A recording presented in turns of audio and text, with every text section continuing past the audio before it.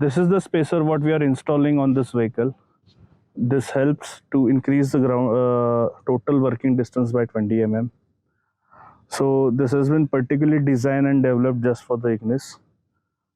Another thing what we are changing in this vehicle is this shock absorber. This is slightly stiffer than the OEM shock absorber, so that it controls the softness of the spring.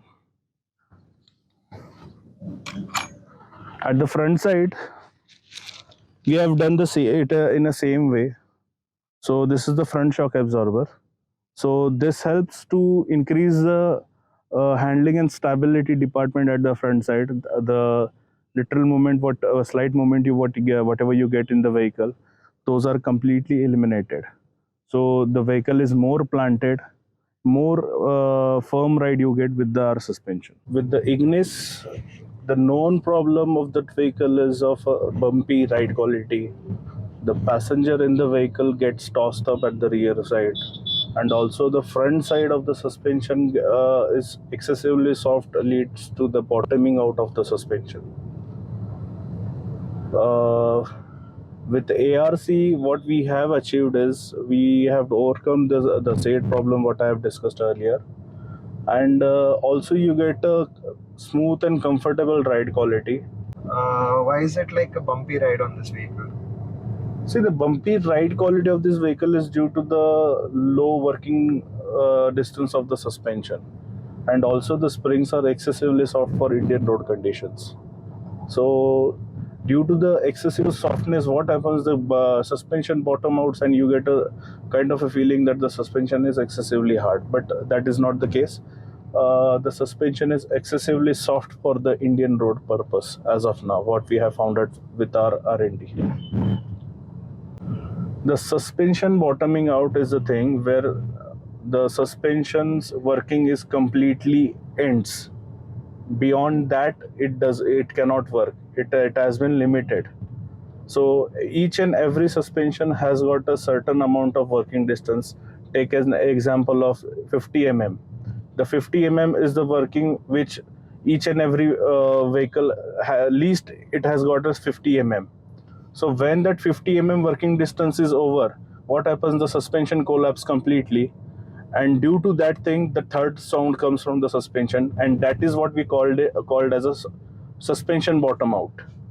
Another key factor in Ignis, I feel, is that there is a very slight body roll can be observed due to the suspension, and that is only due to the softness of the suspension, and that can be overcome by ARC shock absorbers, as we have tuned in such a way.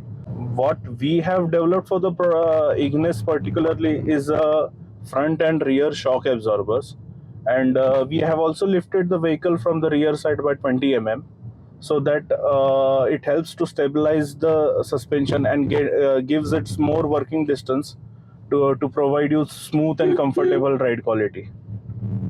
As of now, you can see in this vehicle, I'm hardly having any issues while traveling in this road, because with our suspension we feel that there are minimum efforts are required.